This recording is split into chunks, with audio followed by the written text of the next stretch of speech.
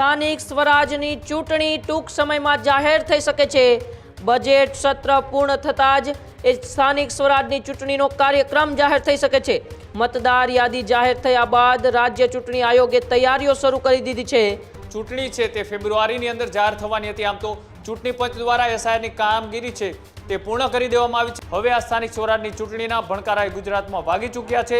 સ્થાનિક સ્વરાજની ચૂંટણીમાં કેવા પ્રકારનું પરિણામ રાજકીય પાર્ટીઓને મળે છે તેના જ આધારે આમ તો અનેક ગણિતો છે તે ત્યારે જ નક્કી થઈ જતા હોય છે। જે નાના નાના મુદ્દાઓ છે સીધા સ્થાનિક સ્વરાજની ચૂંટણી આરે ટચ થતા હોય છે।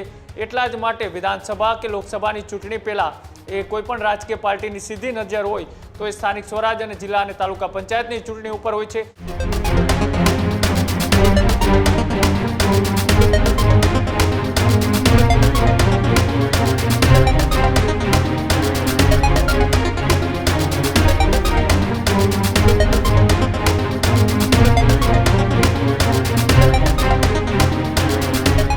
સ્થાનિક સ્વરાજની ચૂંટણી ટૂંક સમયમાં જાહેર થઈ શકે છે।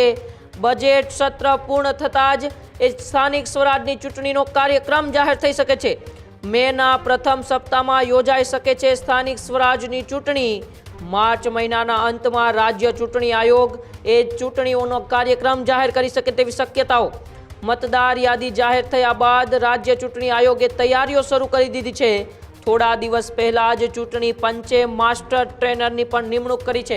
આમ તો છેલ્લા ઘણા મહિનાઓથી એ સૌ કોઈની નજર હતી કે ક્યારે ગુજરાતની અંદર એક સ્થાનિક સ્વરાજ્યની ચૂંટણીનો કાર્યક્રમ જાહેર થશે, પરંતુ હવે જ્યારે એ વિધાનસભાની બજેટ સત્ર ચાલી રહ્યું છે અને બજેટ સત્ર પૂર્ણ થતાં જ કદાચ એ માર્ચના અંતિમ દિવસોની અંદર સ્થાનિક સ્વરાજની ચૂંટણીનો કાર્યક્રમ એ આવી શકે છે અને મેની અંદર એ સ્થાનિક સ્વરાજ્યની ચૂંટણી રાજ્યની અંદર યોજાઈ શકે તેવી અત્યારે સંભાવનાઓ પણ એ વ્યક્ત કરવામાં આવી રહી છે। મતદાર યાદી એસઆઈની કામગીરી પૂર્ણ થઈ સમગ્ર મતદાર યાદી એ તમામ રાજકીય પાર્ટીઓને સોંપવામાં આવીને ત્યારબાદ હવે રાજ્ય સરકાર આ સૌથી મોટો નિર્ણય ટૂંક સમયની અંદર લઈ શકે છે। મારી સાથે મારા સહયોગી કૃણાલ ન્યૂઝરૂમથી જોડાયેલા છે। કૃણાલ, ગુજરાતની રાજનીતિને લઈને આ સૌથી મોટા સમાચાર ગણી શકીએ। છેલ્લા કેટલાય દિવસોથી રાજકીય પાર્ટીઓ સ્થાનિક સ્વરાજ્યની ચૂંટણીઓની રાહ જોતી હતી, હવે તેમની આતુરતાનો કદાચ અંત આવશે। બિલકુલ, લાંબા સમયથી આ સ્થાનિક સ્વરાજ અને તાલુકા જિલ્લા પંચાયતની ચૂંટણી છે તે જાહેર થાય તેની સૌ કોઈ રાહ જોઈ રહ્યું હતું।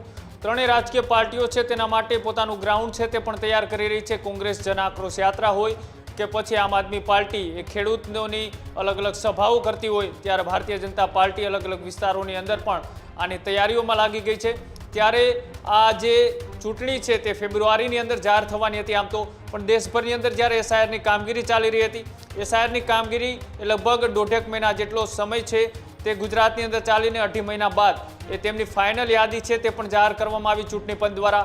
ચૂંટણી પંચ દ્વારા એસઆઈઆરની કામગીરી છે તે પૂર્ણ કરી દેવામાં આવી છે અને ત્યારબાદ હવે એ ગમે ત્યારે એ ગુજરાતમાં સ્થાનિક સ્વરાજની ચૂંટણી છે તે જાહેર થઈ શકે છે। જે માહિતી મળી રહી છે તે પ્રમાણે અત્યારે બજેટ સત્ર ચાલી રહ્યું છે અને બજેટ સત્ર પૂરું થયા બાદ એટલે કે એ માર્ચ મહિનાના એન્ડની અંદર સ્થાનિક સ્વરાજની ચૂંટણી એ જાહેર થઈ શકે છે અને મે મહિનાના શરૂઆતની અંદર આ ચૂંટણી છે તે ગુજરાતમાં યોજાઈ શકે છે।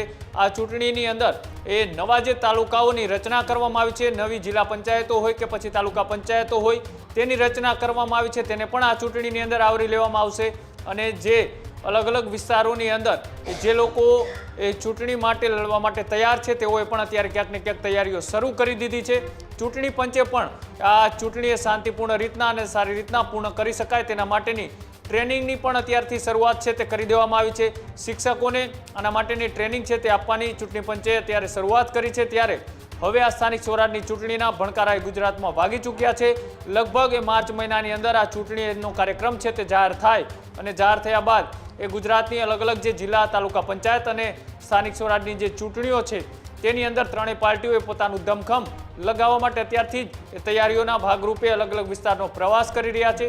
અલગ અલગ વિસ્તારોની અંદર એ અલગ અલગ રીતના રણનીતિઓ છે તે નક્કી કરવામાં આવી રહી છે, કેમ કે સ્થાનિક સ્વરાજની ચૂંટણી એ ખૂબ મહત્વની હોય છે કોઈ પણ પાર્ટીઓ માટે, કેમ કે જ્યારે વિધાનસભાની ચૂંટણી લડતા હોય ત્યારે જે વિધાનસભા હોય તેના ધારાસભ્યને જીતાડવા માટે સૌથી વધારે એ ગ્રાઉન્ડમાંથી તેમને મદદ મળતી હોય છે। એટલે કે આ જે નાના નાના હોદ્દા ઉપર રહેલા કાર્યકર્તાઓ હોય કે પછી સંગઠન હોય તેના થકી જે ચૂંટણીની અંદર તેઓને મતદાન સુધી કાર્યકર્તાઓ એ લોકોને પહોંચાડવામાં મદદગાર થતા હોય છે, તેમની યોજના હોય, તેમનો પ્રચાર હોય તે ગામે ગામ પહોંચાડવામાં એ સ્થાનિક સ્વરાજની ચૂંટણીમાં જેટલા વધારે તમારા ચૂંટાયેલા પ્રતિનિધિત્વ હોય તેટલો એ વિસ્તારની અંદર રાજકીય પાર્ટીઓને ફાયદો થતો હોય છે અને તેના જ કારણે આજે સ્થાનિક સ્વરાજની ચૂંટણી એ બજેટ પૂર્ણ થયા બાદ એ ગમે ત્યારે જાહેર થઈ શકે છે. પણ અત્યારે જે માહિતી મળી રહી છે કે માર્ચ મહિનાના એન્ડમાં આ ચૂંટણીનો કાર્યક્રમ જાહેર થશે અને સાથે જ મે મહિનાની અંદર એ ચૂંટણી છે તે ગુજરાતમાં યોજાઈ શકે છે. ચૂંટણી પંચ દ્વારા એ ગમે ત્યારે આની કોઈ ઉમંગ છે તે જાહેરાત પણ કરવામાં આવશે.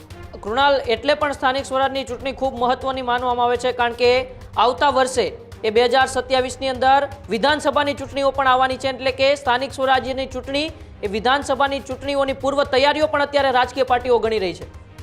બિલકુલ, ગુજરાતની અંદર એ બંને સમયની અંદર ખૂબ ઓછો અંતર છે. જ્યારે તાલુકા જિલ્લા પંચાયત અને સ્થાનિક સ્વરાજની ચૂંટણીના પરિણામો આવતા હોય છે એ જ પરિણામોના આધારે એ કોઈ પણ રાજકીય પાર્ટી હોય છે વિધાનસભાની ચૂંટણીની તૈયારીઓ કરતી હોય છે. તેમાં જો તેમને સારું પરિણામ મળે તો એ વિસ્તાર સિવાયના જ્યાં નબળું પરિણામ મળ્યું હોય ત્યાં વધારે તેમને મહેનત કરવા માટેનો એ ગ્રાફ તૈયાર કરવા માટેની તક મળતી હોય છે. કેમ કે સ્થાનિક સ્વરાજની ચૂંટણી બાદ જ તરત જ થોડા જ મહિનાઓની અંદર એ સ્થાનિક સ્વરાજની ચૂંટણીની પણ જાહેરાત થતી હોય છે. સ્થાનિક સ્વરાજની ચૂંટણીમાં કેવા પ્રકારનું પરિણામ રાજકીય પાર્ટીઓને મળે છે તેના જ આધારે આમ તો અનેક ગણિતો છે તે ત્યારે જ નક્કી થઈ જતા હોય છે કે આગામી વિધાનસભાની ચૂંટણીમાં કઈ પાર્ટી એ કેટલી બેઠકો ઉપર આગળ વધી શકે છે અને સાથે જ કઈ પાર્ટી કેવા ઉમેદવારોને કયા વિસ્તારમાંથી ટિકિટ આપી શકે છે, કયા વિસ્તારમાં લોકોનો જુવાળ કઈ બાજુ છે. આ તમામ વસ્તુઓ એ સ્થાનિક સ્વરાજની જ્યારે ચૂંટણીના પરિણામો આવતી હોય છે તેમાં દેખાતા હોય છે.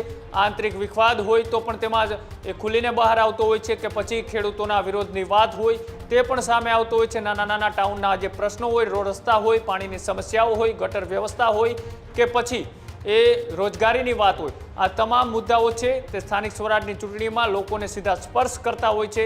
એટલે કે જ્યારે વિધાનસભાની ચૂંટણી ગુજરાતમાં સરકાર બનાવવા માટે જો તમે તૈયારીઓ કરતા હોય તો એ જ રાજકીય પાર્ટીને સૌથી પહેલાં એ ગ્રાઉન્ડ મજબૂત કરવા માટે સ્થાનિક સ્વરાજની ચૂંટણીમાં મજબૂતાઈથી ચૂંટણી લડવી પડે, લોકોને કન્વિન્સ કરવા પડે, લોકોને પોતાની પાર્ટીમાં મતદાન કરે તે માટેના પ્રચારો કરવા પડે, તેવી યોજનાઓ છે તેની બાંયધરી આપવી પડે. આ તમામ વસ્તુઓનો જે નાના નાના મુદ્દાઓ છે સીધા સ્થાનિક સ્વરાજની ચૂંટણી આરે ટચ થતા હોય છે.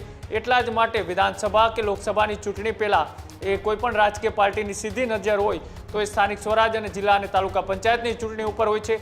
જોવાનું રહેશે કે આ વખતે એ તાલુકા જિલ્લા અને સ્થાનિક સ્વરાજની ચૂંટણીમાં કઈ પાર્ટી કાઠું કાઢી શકે છે. અત્યારે જે રીતનો જુવાળ છે, જે પાર્ટી અલગ અલગ વિસ્તારમાં મજબૂતાઈથી આગળ વધી રહી છે એ પરિણામના ભાગરૂપે સ્થાનિક સ્વરાજની ચૂંટણીમાં દેખાય છે કે કેમ.